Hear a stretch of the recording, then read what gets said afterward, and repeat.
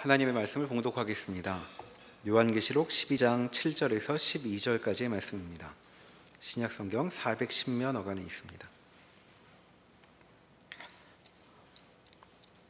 하늘에 전쟁이 있으니 미가엘과 그의 사자들이 용과 더불어 싸울새 용과 그의 사자들도 싸우나 이기지 못하여 다시 하늘에서 그들이 있을 곳을 얻지 못한지라. 큰 용이 내쫓기니 옛뱀 곧 마귀라고도 하고 사탄이라고도 하며 온 천하를 꿰는 자라. 그가 땅으로 내쫓기니 그의 사자들도 그와 함께 내쫓기니라. 내가 또 들으니 하늘에 큰 음성이 있어 이르되 이제 우리 하나님의 구원과 능력과 나라와 또 그의 그리스도의 권세가 나타났으니 우리 형제들을 참소하던 자 곧 우리 하나님 앞에서 밤낮 참소하던 자가 쫓겨났고 또 우리 형제들이 어린 양의 피와 자기들이 증언하는 말씀으로써 그를 이겼으니 그들은 죽기까지 자기들의 생명을 아끼지 아니하였도다. 그러므로 하늘과 그 가운데에 거하는 자들은 즐거워하라. 그러나 땅과 바다는 화 있을진저 이는 마귀가 자기의 때가 얼마 남지 않는 줄을 알므로 크게 분내어 너희에게 내려갔음이라 하더라. 아멘. 우리는 요한계시록을 읽으면서 인생의 목적이라는 것이 인생의 목적이 단지 더 많은 것을 소유하거나 사람들에게 자랑할 만한 더 많은 지위나 능력을 자기가 갖추게 되는 것이 인생의 목적이 아니라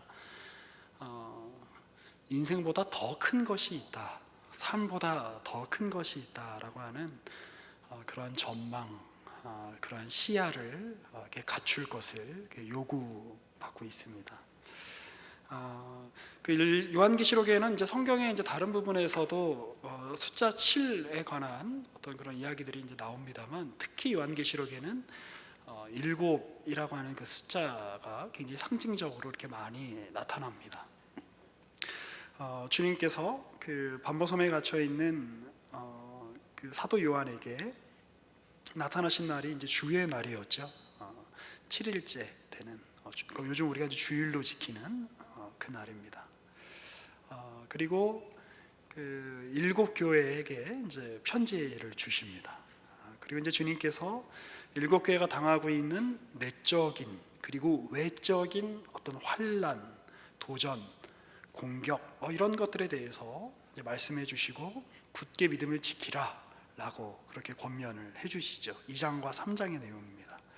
그리고 이제 그러한 교회가 그 교회를 핍박하고 교회에게 도전하는 그런 세상과 맞서서 이 세상의 끝날까지, 완성의 때까지 그 어떤 싸움을 싸우게 되는가라고 하는 것을 구체적인 그림으로 이렇게 이제 보여주는 것이 이제 우리 4장에서부터 요한계시록 22장까지의 내용이라고 할 수 있을 겁니다. 4장과 5장 그리고 맨 끝에 가는 21장과 22장은 이러한 싸움이 결국에는 누구의 큰 그림 속에서 이루어지는 것인가, 하늘 보좌에 계시는 우리 하나님 아버지와 어린 양 되시는 예수 그리스도의 주권과 계획서에서 이루어지는 그런 놀라운 드라마다라고 이야기를 해주고 있습니다.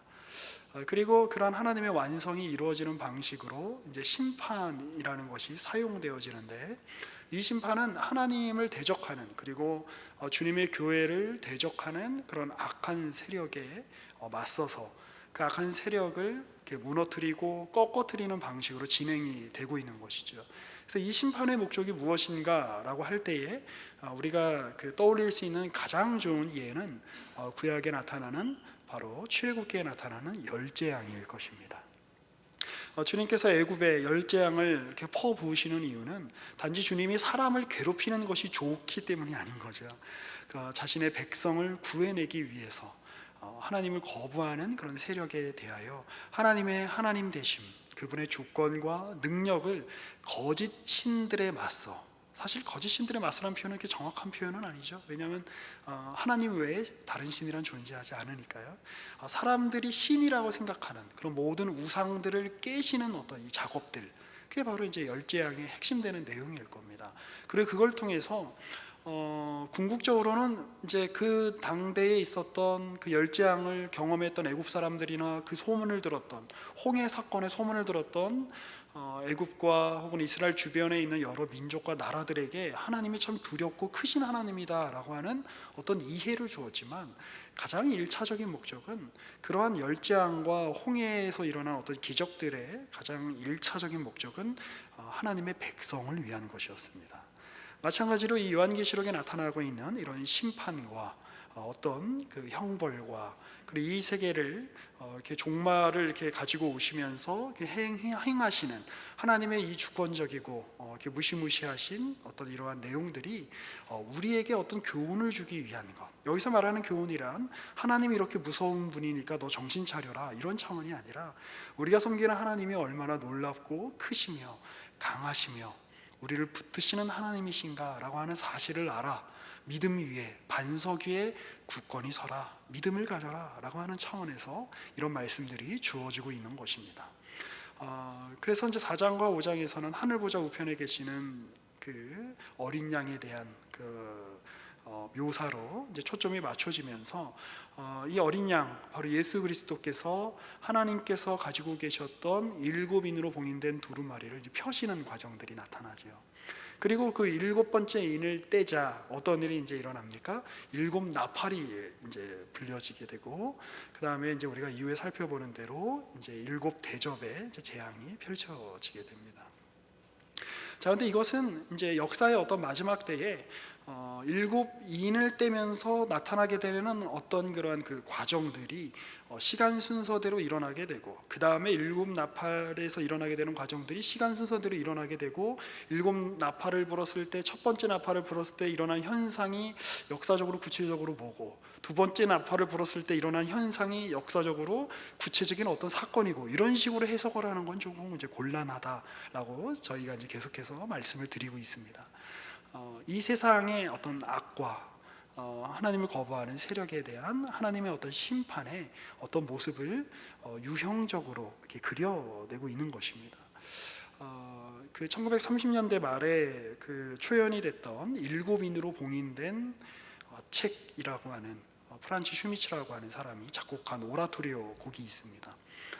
제가 이제 요한계시록 설교를 이렇게 준비하면서 우연히 이제 발견하게 돼서 열심히 이제 한 2시간쯤 되는 그 곡을 한 2번 정도 이렇게 들었는데 추천해 드릴 만합니다. 자, 그런데 거기서는 그 7번째 인을 뗀 다음에 이제 어떤 내용으로 이렇게 이어지냐면, 이제 그 요한이라고 하는 사람이 이제 테너로 나와요. 그러면서 7번째 인을 뗐더니 갑자기 이제 침묵이 이렇게 흐르고, 그리고 바로 이 요한계시록 12장의 내용으로 이렇게 넘어옵니다.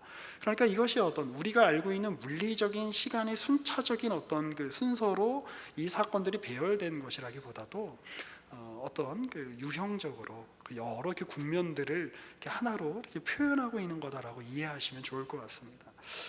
오늘 이제 우리가 읽은 이 구절은 그 12장 1절에서 이제 6절의 내용과 이제 이어져 있는 내용이고, 12장 그 1절에서 6절의 내용은 사실 우리가 11장 19절에서부터 이제 우리가 의미를 헤아려야만 되는 그런 내용입니다. 그 요한계시록 11장 19절을 이제 한번 보실까요? 이에 하늘에 있는 하나님의 성전이 열리니 성전 안에 하나님의 언약궤가 보이며 또 번개와 음성들과 우레와 지진과 큰 우박이 있더라.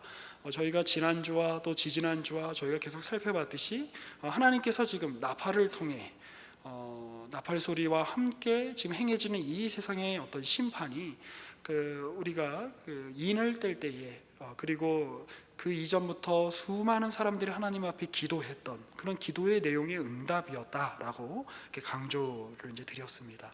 이제 이 세상은 이제 완전히 하나님에 의해서 심판이 이루어지게 될 것입니다. 자, 그런데 그 요한의 지금 시선이 이제 어떻게 이동을 하고 있는가? 그는 지금 그 하늘에 계시는 그 보좌에 계시는 주님과 어린 양과 또 그 어린 양이 인을 뗄 때마다, 그리고 또 천사들이 나팔을 불 때마다 이루어지게 되는 어떤 이 세상의 멸망, 심판, 이런 내용들을 이렇게 보다가 이제 핵심적인 그 내용들로 점점점 이 내용들이 이렇게 심화되면서 그는 하나님의 성소 안에 있는 가장 비밀이라는 것을 지금 보고 있는 것입니다. 그것은 우리가 19절에서 봤듯이 하나님의 성전이 열리고 여기서 말하는 하나님의 성전이란 어떤 성전이겠습니까? 이 땅에 있는 예루살렘에 있는 성전을 의미하는 것이 아닐 겁니다. 아마 이 당시에는 이미 예루살렘 성전이 파괴되었거나 적어도 파괴되는 것이 예견되는 시점이었을 겁니다. 여기서 말하는 성전이란 히브리서의 저자가 이야기하고 있는 것처럼 하늘에 있는 성전이죠. 하나님의 계획, 하나님이 인간을 향하신 그 하나님의 섭리, 하나님이 인간의 하나님이 되시고 인간은 그 하나님의 택하신 이들은 그의 백성이 되는 그 하나님의 놀라운 그 계획과 그 하나님의 뜻이 응축되어 있는 어떤 그러한 그 하늘에 있는 어떤 그 성전을 의미하고 있는 것일 겁니다. 그 성전 안에 핵심되는 그 물품은 무엇입니까? 바로 언약궤입니다. 언약궤란 이 땅에 있었던 모세를 통해서 주셨던 그 성막을 지으라라고 할 때 주셨던 그 언약궤를 이렇게 우리가 떠올려 보면 이 언약궤의 핵심은 무엇입니까? 하나님이 그의 백성들과 언약을 맺으신다라고 하는 겁니다. 그리고 사람은 끊임없이 하나님을 거부하고 배신하며 하나님 앞에 못난 짓을 할 뿐이지만 하나님께서 인간에게 있는 어떤 의로움이나 인간에게 있는 어떤 선함 때문이 아니라 하나님 편에 있으신 자비와 긍휼로 그의 백성들을 돌보실 것이다 라고 하는 내용이 바로 언약궤가 상징하고 있는 바입니다. 자, 그런데 이 언약궤는 무엇과 함께 있습니까? 번개와 음성들과 우레와 지진과 큰 우박이 있다. 그 하나님의 그 놀라운 그 심판에 그 예견되는 그리고 하나님께서 이것은 마치 이게 이제 적합한 표현이 아닐 수도 있지만 어떤 맹수가 어떤 호랑이나 사자 같은 맹수가 그 어떤 약한 이제 자기보다 약한 어떤 맹수나 혹은 그 동물을 공격하기 전에 그 몸을 이렇게 웅크리면서 그 힘을 주고 있을 때 같은 어떤 그런 느낌 같다는 생각을 제가 이 구절을 읽다가 생각을 했습니다. 하나님 앞에 대적할 수 있는 것은 이제 아무것도 없을 것입니다. 이제 하나님이 이 성전에서부터 그 뜻을 바라시면 이제 우레와 지진과 우박의 형태로 이 세상에 있는 모든 악이 멸절할 것입니다. 지금 그것이 예견되고 있는 하나님께서 지금 이제 내가 나의 뜻을 펼칠 것이다 라고 하며 주먹을 꽉 쥐시는 것 같은 약간 이제 그런 이제 모습들이 보여지죠. 그래서 하나님의 이 사랑은 이 하나님의 자비는 바로 이 하나님의 공의와 하나님께서 행하실 수 있는 그 능력과 위엄과 우리가 함께 이해되어야만 우리가 하나님을 향한 바른 이해를 바른 이해를 가질 수 있다라고 하는 사실을 우리는 이 대목에서 기억할 필요가 있습니다. 그리고 이제 우리가 12장의 내용으로 넘어가기 전에 제가 이제 하나 더 이제 좀 언급을 좀 이제 드리고 싶은 것이 있는데 우리가 종말론이 굉장히 좀 유치해지는 경우가 이제 굉장히 많습니다. 여기서 이제 나오는 이제 숫자들이나 여러 어떤 상징되는 것들을 어떤 그 문자적으로 이제 해석을 한다든지, 그래서 아파트는 606호에 살면 안 된다든지, 저희 박 목사님 사시는 방이 606호로 알고 있습니다. 뭐 전화번호는 예를 들어 13이 들어가면 안 된다든지, 뭐 이런 식으로 그러니까 굉장히 유치하게 이런 이제 성경들을 해석을 할 때가 많이 있죠. 그리고 뭐 여기 이제 우리가 살펴볼 뭐 붉은 용은 뭐 이렇게 뭐 트럼프라든지 시진핑이라든지 이런 식으로 해석하는 거는 굉장히 곤란한 일입니다. 종말론이 왜 유치해지고 왜 성경과 벗어나서 이렇게 자꾸 이렇게 강조가 되어지냐면, 제가 이제 지난번에도 저희가 계속 말씀을 드렸듯이 그런 식의 강조는 우리 시대에만 있는 게 아닙니다. 작년에도 정말 그런 일이 있었어요. 여러분들은 잘 모르시겠지만 주님이 11월 달에 오신다, 뭐 10월 달에 오신다. 이런 얘기는 교회사 전체를 놓고 보면 항상 있어 왔던 얘기입니다. 근데 이제 어떤 성향이 있을 때 그런 얘기에 빠져드는가? 자기 시대의 어떤 그런 문제들이나 자기의 관점을 성경보다 더 높일 때, 자기가 느끼는 어떤 감정이나 자기의 판단을 성경보다 높일 때 항상 그런 이제 그룹에 있는 사람들은 굉장히 유치하고 말이 안 되는 이제 종말론, 그리고 굉장히 자의적인 어떤 해석들을 이렇게 만들어내게 될 수밖에 없는 겁니다. 뭐 지난주에도 그랬고, 뭐 지지난주에도 그랬고, 3주 전에도 그랬고, 저희가 계속 말씀드렸듯이 성경은 그렇게 읽는 책이 아닙니다. 그리고 여기 있는 이 종말의 내용을 개인에게, 한 신자 개인이나 혹은 특정 시대를 살고 있는 특정 집단을 향한 말씀이라고만 이해를 해버리면 이 성경 말씀에 선포되는 이 하나님의 말씀의 이 범위를 굉장히 자의적으로 좁히게 되는 것입니다. 성경은 여러분만을 위해서 주어진 게 아닙니다. 그렇죠? 성경은 모든 인류를 위해서 주어진 책입니다. 그래서 여기서 나타나는 이러한 여러 심판과 그다음에 이런 여러, 여기서 예를 들어 이제 우리가 11장에서 살펴봤던 두 증인, 여기서 말하는 두 증인은 누굴까요? 저일까요? 여러분일까요? 청년부의 목사님이 세 분인데 두 증인밖에 없으니까 한 명은 이렇게 유다 같은 존재일까요? 그런 식으로 해석하면 곤란하다라고 하는 것이죠. 교회의 전형으로 해석을 해야 됩니다. 우리가 이제 지난주에 살펴봤듯이 그 두 증인은 이제 스가랴서에 나오는 이제 스룹바벨과 여호수아의 이미지를 차용한 것처럼 이제 보여집니다.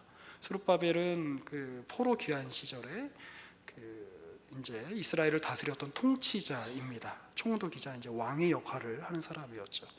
여호수아는 이제 대제사장 여호수아를 말합니다. 옛날 모세의 후계자였던 여호수아랑은 좀 달라요. 그리고 지금 이제 두 증인이라고 하면서 예수가 죽으셨던 것처럼 이 두 증인은 11장에 보면 이제 죽어 나가고 있습니다. 그런데 하나님이 그를 높이시고 이제 승천을 이렇게 시키시죠. 일종의 선지자 역할을 감당하고 있습니다. 결국 이제 그걸 통해서 우리가 확인할 수 있는 것은 11장에 나오는 두 증인이다라고 하는 것은 왕과 선지자와 제사장의 역할을 예수 그리스도를 본받아 하고 있는 그리스도인 공동체, 바로 교회를 의미하고 있는 것이죠. 교회는 환난을 당할 것입니다. 교회는 핍박을 당할 것입니다. 세상은 언제나 교회를 공격하고 교회를 핍박합니다. 그러나 주님께서는 당하는 것 같고 죽는 것 같고 죽임당하시는 어린 양이잖아요. 실제로 죽고, 그러나 누가 살리시는 거죠? 하나님이 살리십니다. 그리고 결국 하나님이 그 영광을 하나님의 영광과 하나님의 승리를 교회에 허락하신다라는 내용이 요한계시록 전체의 주제이고, 바로 이제 그런 주제의 일종의 각각의 어떤 막이나 교향곡으로 치면 각각의 어떤 장에 해당하는 그런 내용들이 지금 이렇게 펼쳐지고 있는 겁니다. 이제 12장에서는 이제 악의 근원, 악의 핵심이 무엇인가, 그가 하는 일이 무엇인가 라고 하는 것들에 대해서 이제 같이 우리가 살펴볼 만한 이야기들을 지금 해주고 있습니다. 12장 1절에 보면 하늘에 큰 이적이 보이니 해를 옷 입은 한 여자가 있는데 그 발 아래에는 달이 있고 그 머리에는 12별의 관을 썼더라. 이 여자가 아이를 베어 해산하게 되매 아파서 애를 쓰며 부르짖더라. 자, 여기서 말하는 여자는 이제 마리아를 포함한 구약의 교회를 이제 의미하는 것으로 우리가 해석을 할 수 있을 것 같습니다. 그리스도가 태어나시기 이전의 교회를 지칭하는 말이죠. 그리스도가 이 땅에 태어나시기까지 구약의 역사는 정말 해산의 역사입니다. 아이를 갖는 고통스러운, 괴로운, 그러나 그 고통스럽고 그 괴로운 과정을 통해서 누가 이 땅을 오시는가? 누가 이 땅에 오시는가? 예수 그리스도가 이 땅에 오시게 되었다라고 하는 것이죠. 자, 그런데 3절에 보면 이러한 교회를 통해서 탄생하시는 그 메시아, 그리고 그분이 하시는 일을 방해하는 세력이 있다라고 지금 이야기를 하고 있습니다. 3절에 보면 하늘에 또 다른 이적이 보이니 보라, 한 큰 붉은 용이 있어 머리가 7이요 뿔이 10이라. 그 여러 머리에 7 왕관이 있었는데, 여러분 혹시 그 7 왕관의 얘기가 어디에서 있었는지 혹시 좀 이렇게 기억이 좀 이렇게 나십니까? 7이라고 하는 숫자가 이제 어디서 있었는가? 자, 우리 요한계시록 5장 5절부터 다시 한번 보실까요?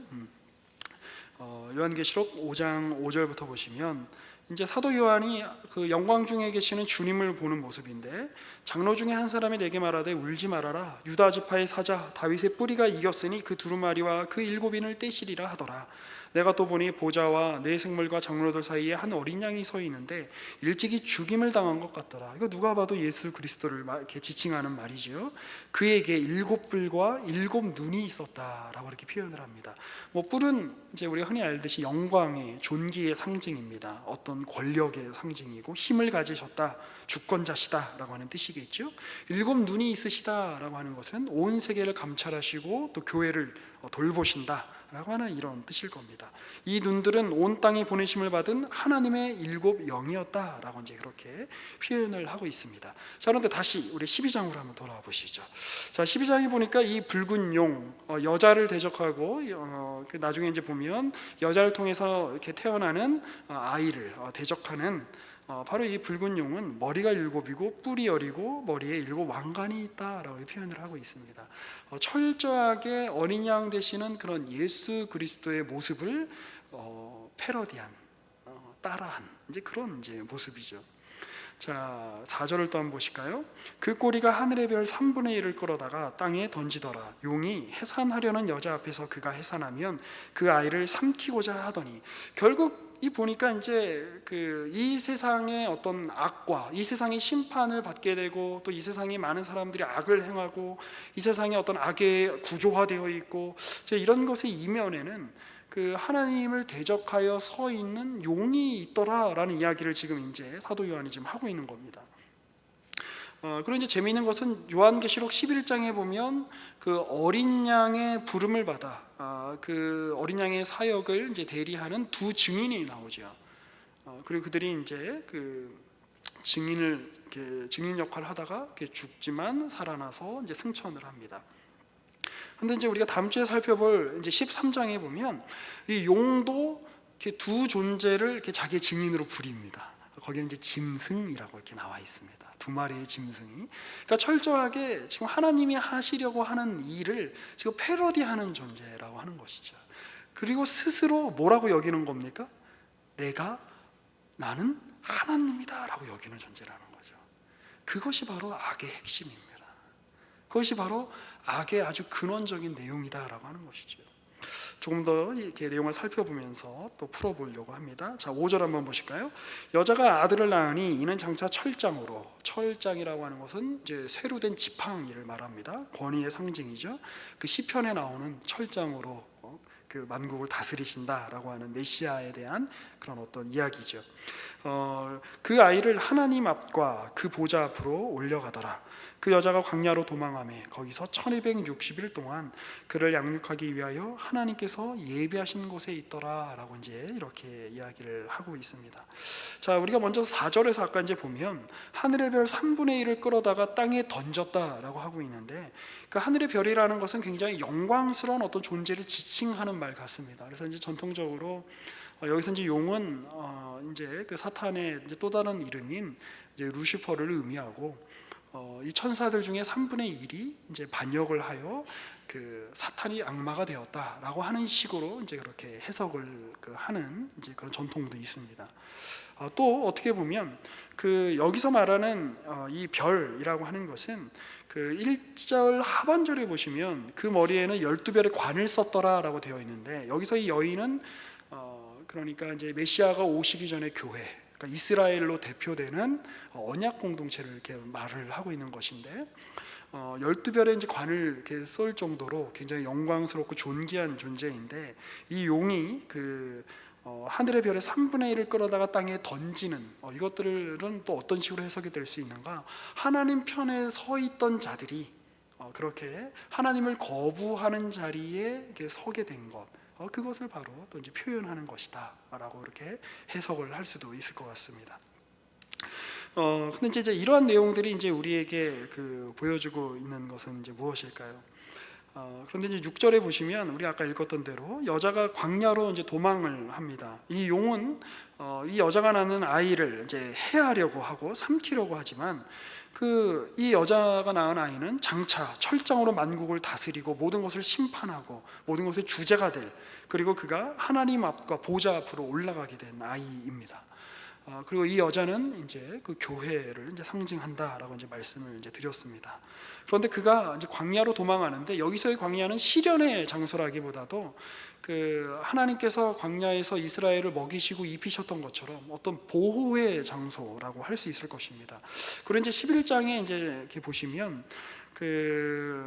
11장 우리 8절을 한번 보실까요? 11장 8절을 보시면 11장에 나오는 두 증인이 이제 죽임을 당하는 성이 있는데 그들의 시체가 큰 성 길에 있으니 그 성은 영적으로 하면 소돔이라고도 하고 애굽이라고도 하니 또 그들의 주께서 십자가에 못 박히신 곳이라라고 하며 주님께서 보내신 두 증인이 어떤 도시에서 죽임을 당할 거다라고 이제 이렇게 지금 이야기를 하고 있습니다.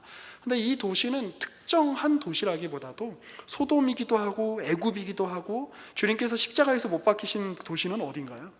예루살렘이죠. 예루살렘이기도 하고, 그러니까 눈에 보이는 소돔이나 눈에 보이는 어떤 지역을 의미하는 말이 아니라 어떤 영적인 의미를 지금 담고 있는 말이다라고 하는 것을 알 수가 있습니다. 때로는 이 소돔은 뉴욕이 될 수도 있는 거고, 때로는 이 소돔은 이 애굽은 베이징이 될 수도 있는 거고, 때로는 이곳은 서울이 될 수도 있는 곳이고 평양이 될 수도 있는 겁니다. 하나님을 대적하여 거부하여 서 있는 어떤 사람들의 집단적인 어떤 그 거주지를 이렇게 의미하는 것이죠. 그런데 그러한 그 도시에서 나와 이렇게 광야로 여자가 피신했다라고 하는 것은 그런 하나님을 거부하고 하나님을 대적하는 어떤 그러한 그 핵심으로부터 떠나서 그런 어떤 그 핍박으로부터 떠나서 하나님의 보호를 받는 장소다라고 하는 것이 이제 우리가 그런 의미로 이제 생각을 해볼 수 있을 것 같습니다. 그리고 이제 우리가 아까 읽었던 이제 1260일이라고 하는 것은 11장 3절을 한번 보실까요? 내가 나의 두 증인에게 권세를 주리니 그들이 붉은 베옷을 입고 1260일을 예언하리라. 그 한 달을 30일로 치면 1260일은 약 그 42달, 그러니까 한 3년 반에 해당하는 그런 기간입니다. 이 3년 반에 해당하는 이 기간은 뭐 시간 관계상 살펴보지는 않겠습니다만 다니엘서에 나타나 있는 어떤 시간 이제 개념입니다. 그래서 이 3년 반 동안 한때, 두때, 반때 동안 너희가 환난을 당하고 어려움을 당할 거지만 이것이 지칭하는 바는 무엇인가? 7년은 이제 완전 수잖아요. 그런데 그 중에 반이라는 거예요. 그러니까 길지 않은 시간 동안 굉장한 환난과 핍박이 있지만 그 시간은 곧 지나간다라는 뜻으로 사용되는 말이 바로 1260일이라고 하는 뜻인 겁니다. 좀 이해가 되십니까? 자, 그러니까 길지 않은 시간이다.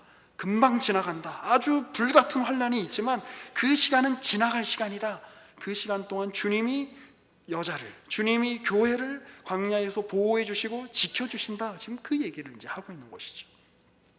그리고 이제 7절에 보면 하늘에 아까 우리가 읽었던 구절이죠. 하늘에 전쟁이 있으니 미가엘과 그의 사자들이 용과 더불어 싸울세 용과 그의 사자들도 싸우나. 지금 이제 미가엘과 그 용이 이제 더불어 싸운다라고 하는 것을 봤을 때 이 용이 미가엘과 어느 정도 그 비슷한 위상에 있는 존재구나라고 하는 것을 우리가 이제 유추를 할 수가 있습니다. 자, 그런데 이 싸움은 이미 끝난 싸움이라는 거예요. 하늘에서는 이미 끝난 싸움이다. 왜냐하면 8절에 보시면 이기지 못하여 다시 하늘에서 그들이 있을 곳을 얻지 못한지라. 하늘에서는 이미 끝났다. 그래서 그들이 이 땅으로 내려왔다. 9절입니다. 큰 용인이 내쫓기니 옛뱀 곧 마귀라고도 하고 사탄이라고도 하며 온 천하를 꿰는 자가 그가 땅으로 내쫓기니 그의 사자들도 그와 함께 내쫓겨지게 되었다. 그래서 그는 지금 현재 거주할 수 있고 그가 지금 영향력을 발휘할 수 있는 공간은 하늘의 세계가 아니라 이 땅의 세계밖에 없다는 겁니다. 그리고 거기서 할 수 있는 일은 뭐예요? 협박하는 일이라는 거죠. 교회를 협박하고 주님의 일을 방해하고. 자, 그런데 이 주님의 일을 방해하는 이 존재가 원래는 영광스러운 존재였다는 사실을 우리가 기억할 필요가 있는 것입니다. 자, 악이라고 하는 것은 어떤 그 고정된 실체가 아니다라고 하는 것이죠. 악은 그 자체로 어떤 본성이나 본질을 갖고 있는 것이 아니라, 물론 그러면 악이 허상이냐? 그런 뜻은 아닙니다. 이 악이다 라고 했을 때 이 악의 개념, 이 죄악의 개념은 굉장히 인격적 개념이라고 하는 것을 우리가 이 대목에서 살펴볼 수 있을 것입니다. 아담과 하와가 언제 죄인이 되었습니까? 선악과를 따먹어서였죠. 아담과 하와가 어떤 죄라고 하는 것을 이렇게 물질적으로, 여기 이렇게 주보가 있는데 예를 들어 이거 죄예요. 근데 아담과 하와가 이 죄를 이렇게 딱 가지게 돼서 선악과를 따먹었습니까? 아니죠. 아담과 하와가 선악과를 따먹어서 죄인이 된 것입니다. 죄가 들어오게 된 것입니다. 이 죄가 무엇인가라고 하는 것을 이해하는 데 있어서 좀 이런 이제 얘기를 좀 말씀을 드리고 싶습니다. 그 예전에 종교개혁 당시에 이제 칼빈하고 그 로마 카톨릭 쪽의 사돌레토라고 하는 이제 추기경하고 이제 편지로 서로 이렇게 논쟁을 했었는데 그게 이제 계속 이제 그 글이 남아 있죠. 그런데 이제 칼빈이 사도레토를 이제 비판하면서, 그리고 그 추기경을 비판한 것뿐만 아니라 로만 카톨릭의 신학을 비판하면서, 당신들은 지금 은혜를 어떤 개념으로 지금 이해를 하고 있냐면 어떤 물질로 이해를 하고 있다는 거예요. 그래서 내가 열심히 뭔가 노력을 하고, 내가 열심히 성례에 참여를 하고, 나의 어떤 노력으로 그 은혜를 획득하여 하나님의 어떤 그 구원을 받는 거다라고 당신들은 착각한다는 거예요. 그러나 은혜는 어떤 물질의 개념이거나 눈에 보이는 어떤 물질이거나 소유할 수 있는 이런 개념이 아니라는 것이죠. 성경이 말하는 은혜는 어떤 개념입니까? 저희가 요즘 이제 박 목사님의 영향으로 하나님 우리의 삶에 은혜를 담아 주십시오라고 이렇게 기도합니다만, 좀 조심해서 이제 사용할 필요가 있는 거죠. 은혜라는 건 어떤 물질적 차원이 아닌 거예요. 우리가 은혜를 받는다라고 했을 때는 거기에 뭐가 전제되어 있는 겁니까? 하나님이 계시는 게 전제되어 있는 겁니다. 우리가 하나님과 바른 관계를 가지게 되는 것, 우리가 그 하나님과 그 올바른 인격적 관계 속에 놓여져 있어서 우리가 하나님을 아버지라고 부를 수 있게 된 것, 하나님을 우리 하나님이라고 부를 수 있게 된 것, 그게 은혜인 겁니다. 굉장히 인격적이고 관계적인 개념으로 이해를 해야 되는 것이죠. 마찬가지로 그러면 그 개념을 역으로 이렇게 생각해 보면, 악이라고 하는 것도 무엇일까요? 사람이 기본적으로 어떤 악이라고 하는 것이 이 안에 있어서, 악이 물질처럼 있어서 내가 열심히 기도하고 노력하면 이게 악이에요. 그러니까 내가 열심히 기도 노력하면 악이 한 반으로 접혀. 그런데 다시 또 교회 와서 형제를 미워하고 자매를 시기하고 하면, 또 이렇게 목사님 말씀 안 듣고 그러면 다시 악이 자라나. 약간 이런 차원이 아닙니다. 형제를 미워하면 그 사람이 악인인 겁니다. 자매를 시기하면 그 사람이 악인인 겁니다. 하나님은 우리에게 그런 자율성을 주신 것이죠. 네가 너의 자유와 너의 선택을 가지고 나의 뜻대로 살래? 아니면 네가 스스로 하나님인 것처럼 여기며 나의 존재를 인정하지 않고 살래? 이게 이제 그 아담과 하와에게 주어졌던 심판인 거죠. 선악과 자체가 먹으면, 선악과가 무슨 독약인가요? 그래서 선악과 자체가 정말 무슨 뭐 그 안에 뭔가 이렇게 나쁜 게 들어있어서 선악과를 따먹으면 죄인이 된 건가요? 아니죠. 선악과 자체는 선하지도 악하지도 않은 겁니다. 선악과를 따먹은 행위, 주님의 말씀을 대해서 거부한 행위, 이게 악인 거죠.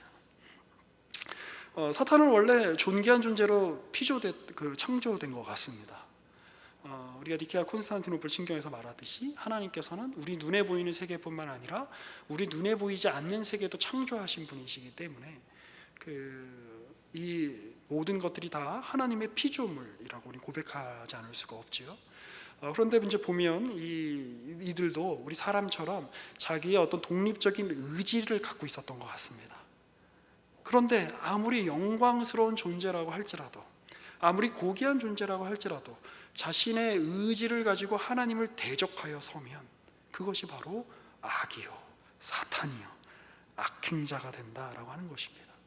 악의 기원과 악에 관한 이야기는 굉장히 복잡한 논의를 필요로 하기 때문에 우리가 이 시간에 충분히 다 말씀드릴 수는 없겠습니다만, 이걸 한번 기억해 보십시오. 예수님의 제자 중에도 수제자였다가 사탄으로 이름 불린 그 우리 유명한 제자가 있지 않습니까? 베드로는 교회에, 그 위에 주님께서 교회를 세우신다 그랬어요. 그러니까 교회엔 그 면이 있는 거예요.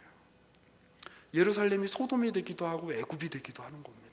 우리 아까 11장에 살펴봤던 것처럼 하나님을 대적하여 서는 것, 하나님을 거부하여 서는 것. 물론 이 내용은 이 모든 것이 우리의 마음의 문제에 불과한 거다라고 하는 어떤 유실론적인 어떤 그런 이야기를 하고 싶은 게 아닙니다. 사탄이라고 하는 실체가 존재하죠. 그리고 마지막 때에 주님께서 완성하시는 이 세계를 향한 심판이 존재합니다.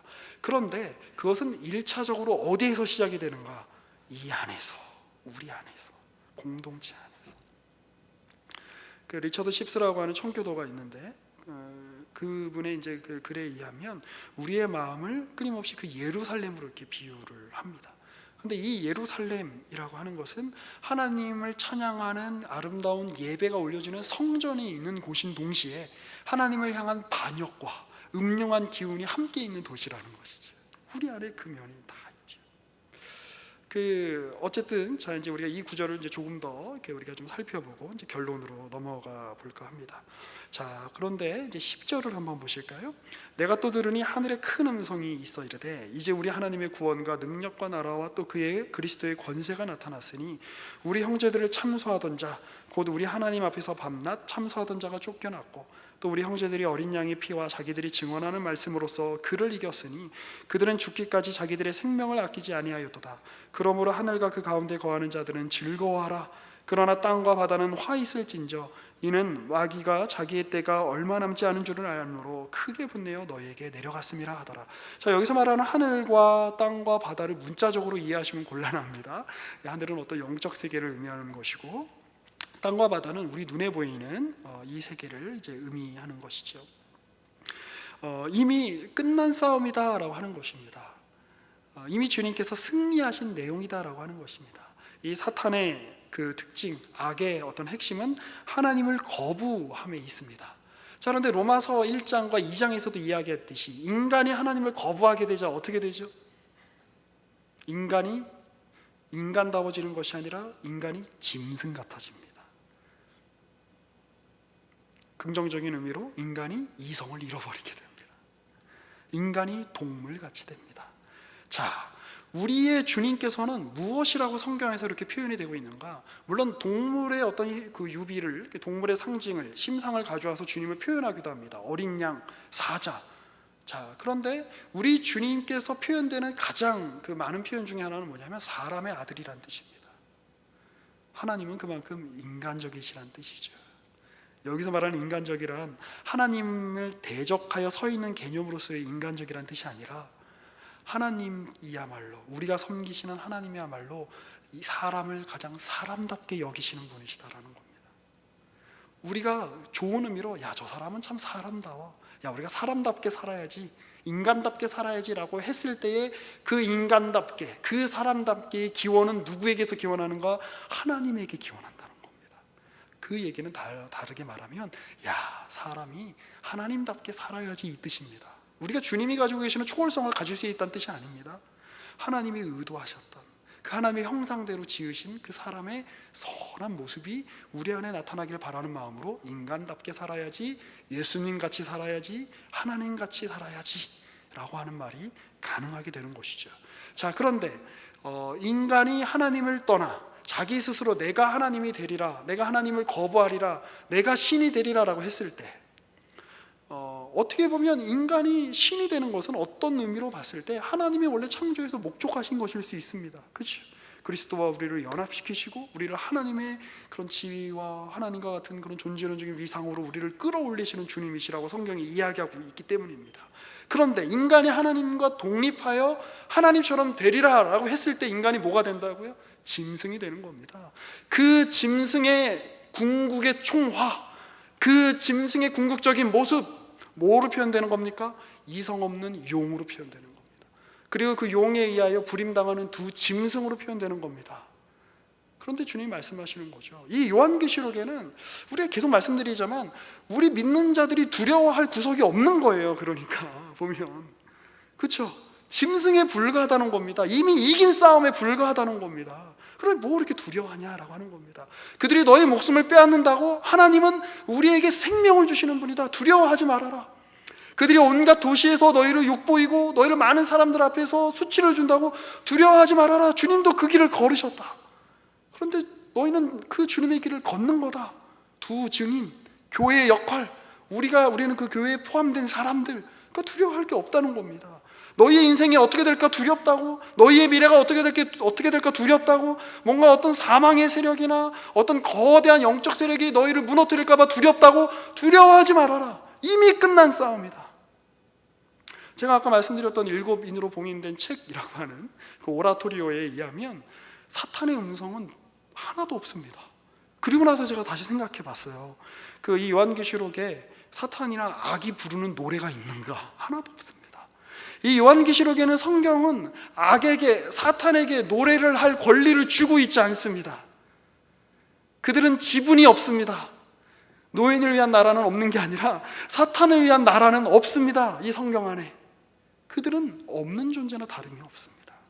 그러니 주님이 오늘 성경을 통해서 우리에게 도전을 주시고 용기를 주고 계시는 거죠. 이미 끝난 싸움이다. 이미 승리 가운데 하나님께서 너희의 삶을 붙잡아 놓으셨으니 그 승리와 그 하나님의 영광을 보는 사람답게 너희의 인생을 살아가라. 용이 부리는 사람처럼 살지 마라. 어린 양 대신 예수의 길을 걸어라. 두 증인의 길. 하나님을 거부하는 자리에 서서 이성을 잃고 자신의 욕망과 자신의 뜻과 타자는 보이지 않고 진정한 타자이신, 진정한 너이신, 진정한 님이신 주님은 보이지 않고 오로지 너만 집중하는 것, 나의 감정, 나의 욕망, 나의 소망, 나의 비전. 그래서 하나님도 교회도 내 옆에 있는 교우들도 내 뜻대로만 해줘야만 되는 거, 그게 사탄인 겁니다. 그 길을 걷지 마라. 내주는 길을 가라. 주님께서 보여주신 그 어린 양의 길을 가라. 두 증인의 길을 가라. 지금 성경이 우리 가운데 요한계시록을 통해서 그렇게 요구하고 있는 것입니다. 그 길 함께 걸으시는 저와 여러분 되시기를 주님의 이름으로 권면하며 축복합니다. 기도하겠습니다. 하나님, 오늘 우리는 주님의 말씀을 통해 우리가 주의 백성이며 또 주님이 우리 가운데 행하신 그 놀라운 일들을 우리가 다시 한번 기억하며 우리의 완성이 이미 승리되었고 이미 주님께서 이루시는 그 놀라운 섭리와 뜻 가운데 우리의 인생이 놓여져 있다라고 하는 사실을 다시 한번 기억합니다. 그 사실을 아는 자답게 살아갈 수 있도록 주님 우리 가운데 은혜를 베풀어 주시옵소서. 주님과 더불어 우리의 인생을 살아가게 하여 주옵소서. 우리의 구주이신 예수님의 이름으로 기도합니다. 아멘.